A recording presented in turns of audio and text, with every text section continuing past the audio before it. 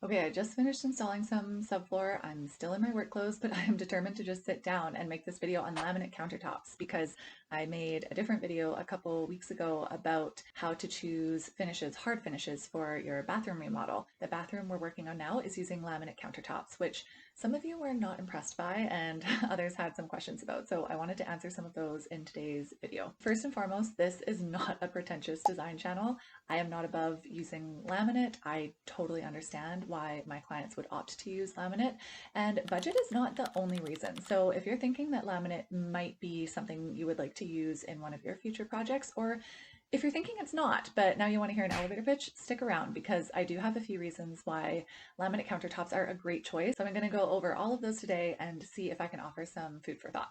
So first and foremost, laminate is a lot less expensive, and that is the driving factor for a lot of people. You can expect to pay about half as much to even as little as a quarter as much as some other popular materials like quartz, granite, marble, soapstone, anything else like that. And while that is a significant consideration, it's definitely not the only one. Another thing that I personally really like about laminate is that it's a softer surface, or at least it's less hard than almost all the other options out there. Certainly the stones, butcher block and stainless steel are on the less hard side as well. But if you or someone in your household is maybe a little bit clumsy or tends to break things, laminate counters are really great for that because dishes, glasses do not break nearly as easily when they come into contact with a laminate countertop. But even for the average user of a kitchen, every time you put that glass down and there's that like death-defying clink, and you're always just wondering if every glass you own is always on the verge of almost being broken all the time, that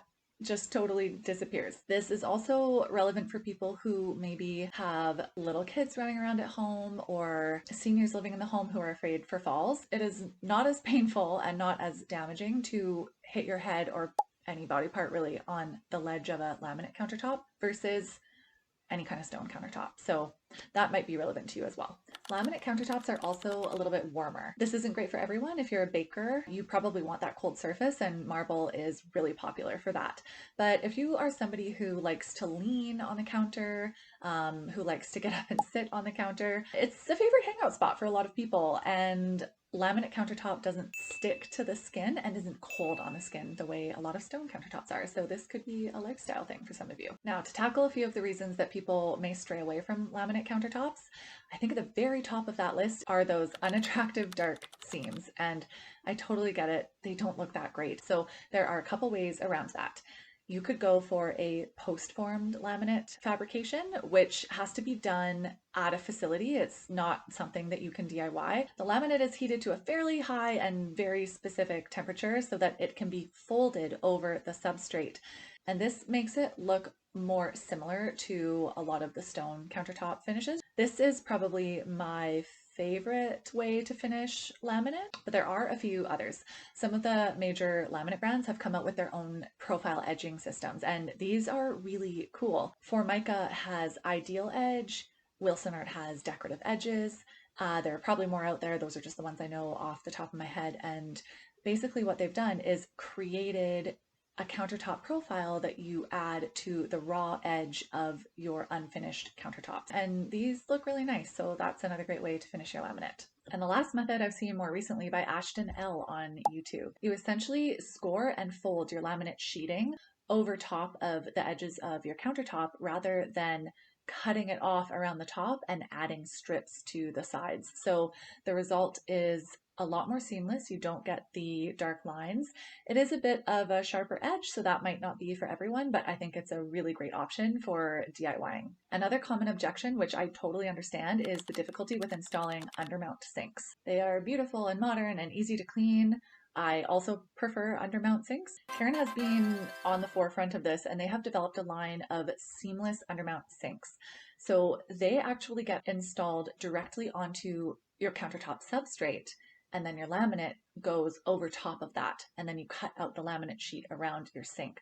So it creates this very tight, water-resistant barrier around the sink, leaving you with, in my opinion, an even more successful undermount than when you use something like quartz or solid surface, because with those types of surfaces you end up with the thickness of the surface itself and then sort of this seam between the countertop and the sink, which is really not fun to clean and maintain. Another option for the undermount sink, and especially for those of you who really like integrated grooves in your countertop, is a newer product called it's called a few things. It can be referred to as compact laminate or solid laminate. So basically what they do is they take a thick stack of craft paper mixed with resins. It is compressed under immense pressure and turned into a fairly thin, homogeneous countertop. This is great because the color goes all the way through the countertop.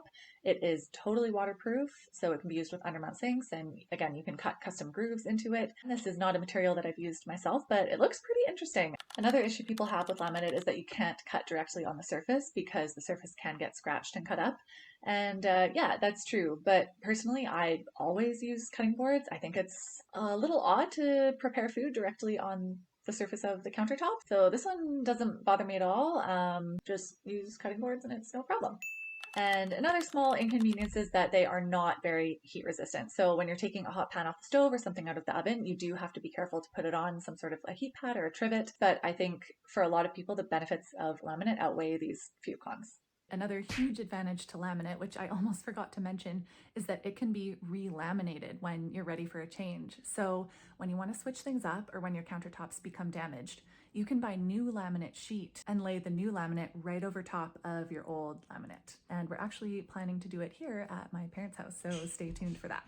So as for some of the best laminate options out there, there is more of a turnover than you would think, and a few of my favorites have been discontinued over the years, which is always really disappointing. Nuvolado Crema was discontinued, and that was the one I was hoping to use here on this project, so that was disappointing that we couldn't get our hands on it. But really, when you're looking for a laminate countertop, they are an imitation of something real. And so the quieter, the better when it comes to laminate countertops is usually a good rule of thumb. And when it comes to color, with real stone countertops, you can get some beautiful colors to make things a little more interesting. Particularly soapstones come in these lovely sort of charcoals with undertones, green tones, blue tones, gorgeous. But when it comes to laminate, I do think it's best to stick to very classic and timeless simple neutrals, which pretty much leaves us with the world of whites and the world of blacks. Avoid anything busy, blotchy, mottled.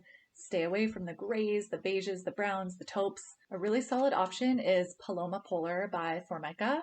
This is actually the one we're using in these bathroom renovations because it went really well with the tile floor that we chose. It's sort of a warm off-white with a very quiet pattern. This is really versatile and will work well with a lot of different homes. Layered White Sand by Formica is another one of my favorites. This has a really subtle layered pattern in different shades of off-white, and I think this would look beautiful in a lot of applications. And if you're hoping for something in the world of marble, Calicut Cava, also by Formica, is one of my favorite marble looks. Another really important step when you are sampling anything with veining is to look at as many samples as you can get your hands on. A lot of home building centers will have these 3x5 samples, so you want to pick up a good stack. In fact, go through the entire stack. Even if it's those little small 2x3s, just take the whole pile, look through every single one. Because if this color has a large repeat, the distance from the front to the end of the pattern is larger than this small little sample. You're going to want to see as many pieces of that puzzle as you can before you make a decision. Another really nice marble look one is another Formica. This is white alabaster. Again, really, really subtle, even more subtle than Calicut Cava, but it looks quite realistic. It's quiet, it's lovely. All that said, especially with the whites, it is really important that you coordinate your countertop finish with all of your other finishes. This is not a decision that you can make in isolation. You have to be comparing it to your floor tile, your backsplash tile, your trim, maybe major pieces of furniture that you're not planning to replace. There are a lot of colors and materials at play in any home, and often your choices are a lot more limited than you think because they're limited by what's already there and what isn't being replaced. If these are too white for your house, which they definitely may be, you can look at something like Arborite Fresh Mist. Again, this is a quartz look, but it's a little bit deeper than the Paloma Polar. Formica white shale stone is a lovely light gray. Pionite veto proof might work for people who have sort of those 2000s warmer browny beiges going through their home. As for the black options, some of my favorites by Formica are layered black sand, basalt slate, black shale stone, and some favorites by Wilsonart are Lisola, oiled soapstone, and Salentina Nero. Arctic Spirit by Arborite is lovely, and Pewter Pietra by Nevermar is also a great choice. It can be really hard to avoid surprises altogether when you're doing a renovation, but it really helps to understand the properties of the material you're choosing, carefully coordinate your choices by sampling, sampling, sampling, and putting all of your samples together before you make individual decisions, and working with the flow instead of against the flow of your home as it is. Many of us don't have the time or money or skills or resources to sort of renovate our homes into the Pinterest boards of our dreams, but we can get a lot of the way there by careful material selections, careful color selections, because truly cohesion and timeless and classic choices go a long way. So I'm wishing all of you luck on your renovation or your project. Let me know how it goes. Let me know if you have questions, and I'll see you all here on the next one.